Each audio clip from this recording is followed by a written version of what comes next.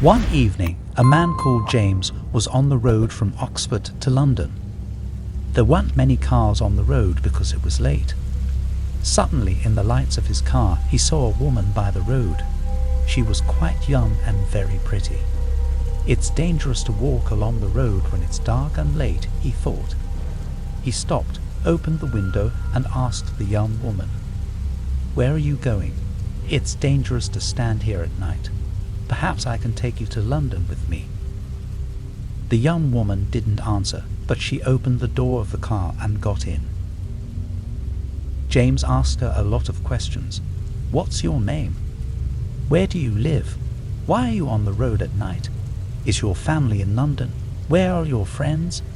Have you got any money? Are you hungry?" The young woman sat next to James, but she said nothing. Not one word. She only looked at the road. Soon James stopped asking questions, and they drove along without talking. Coming into London, there were more cars and James had to drive more slowly. Suddenly, the young woman started to open the door, so James stopped the car quickly. They were in front of a house on a long street. The woman opened the door and got out of the car. Then she slowly walked up to the front door of the house. James watched her and thought angrily, she didn't say thank you. 3 days later, he opened the back door of his car and found a coat. "This isn't my coat," he thought. Then he remembered the young woman. Perhaps it was her coat. He had to drive to London again that evening, so he thought, "I'll take her coat back. I remember the street and the house." He drove there, parked in front of the house, and walked up to the door. An older woman answered. "Does a young woman live here?" he asked. "Or think this is her coat? She left it in my car 3 days ago."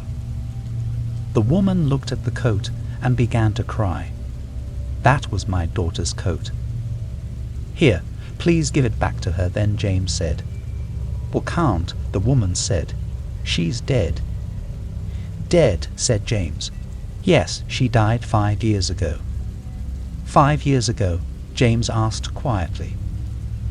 "Yes, on the road between Oxford and London. In an accident," the woman said. One morning, a man found himself walking along a deserted street in a small town. He had no idea what he was doing there, or how he got there in the first place, or where he had been earlier. He didn't even know what time it was. He saw a woman walking toward him and stopped her. "I'm afraid I forgot my watch," he said with a polite smile. "Can you please tell me the time?" When the woman saw him, she screamed and ran away.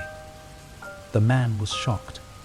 A few minutes later, he noticed that other people were afraid of him too. Whenever they saw him coming, they flattened themselves against a building, recoiled in horror, or ran across the street to stay out of his way. There must be something wrong with me, John thought. I'd better go home. He hailed a taxi, but the driver took one look at him and sped away. This is crazy, he said to himself. John did not understand what was going on, and it scared him. Maybe someone at home can come and pick me up. He found a telephone and called home, expecting his wife to answer. Instead, a strange voice answered. "Is Mrs. Sullivan there?" he asked. "I'm sorry, she isn't," the voice said. "Her husband died a few days ago in a horrible car crash. She's at his funeral."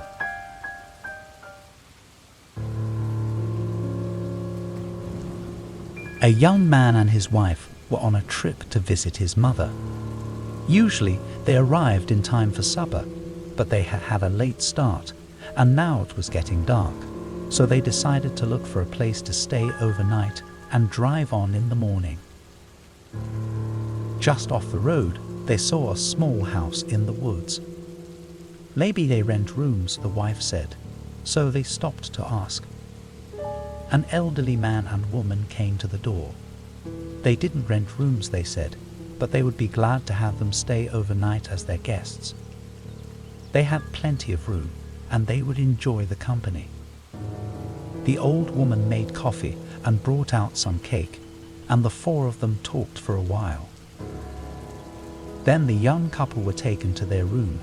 They tried to insist on paying for this, but the old man said he would not accept any money. The young couple got up early the next morning, before their hosts had awakened. They left an envelope with some money in it on a table near the front door to pay for the room. Then they went on to the next town. They stopped at a restaurant and had breakfast. When they told the owner where they had stayed, he was shocked. "That can't be," he said. "That house burned to the ground, and the man and the woman who lived there died in the fire." The young couple could not believe it, so they went back to the house. Only now there was no house. All they found was a burnt-out shell. They stood staring at the ruins, trying to understand what had happened. Then the woman screamed. In the rubble was a badly burned table, like the one they had seen by the front door, and on the table was the envelope they had left that very morning. Jerry was driving home late one night when he saw a young lady waiting by a bus stop. He stopped his car and told her that he didn't think the buses were running so late at night and offered her a ride. The fall night air was getting chilly, so he took off his jacket and gave it to her.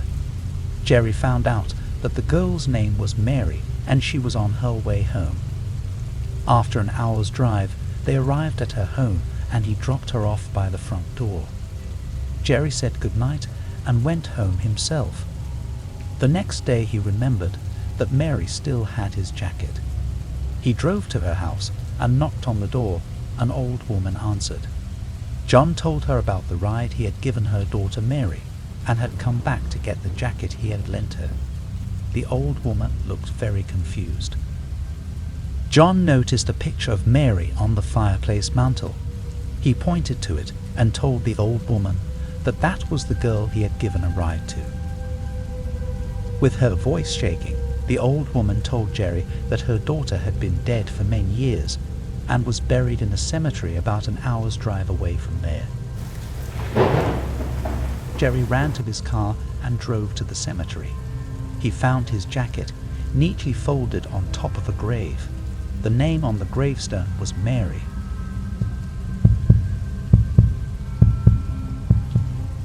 It was about 3 o'clock in the morning, and I was in my house alone. I was getting ready for bed and was beginning to say my prayers. I have a special prayer room where I go and say my prayers. Something told me to go into my room and begin to say my prayers now. Down on my prayer rug and started saying my prayers. While saying my prayers, I began to hear this thumping noise. It sounded very far away. I wondered to myself what it was because there was no one else in the house but me. The thumping started to get louder and closer. I listened again and wondered what it was. Suddenly, I began to smell this smell. It was faint at first, but became stronger as the thumping became louder.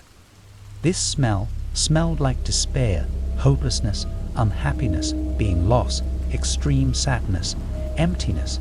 It grew stronger and the thumping louder. I continued with my praying, wondering who or what was coming my way, for it was obvious it was coming to me.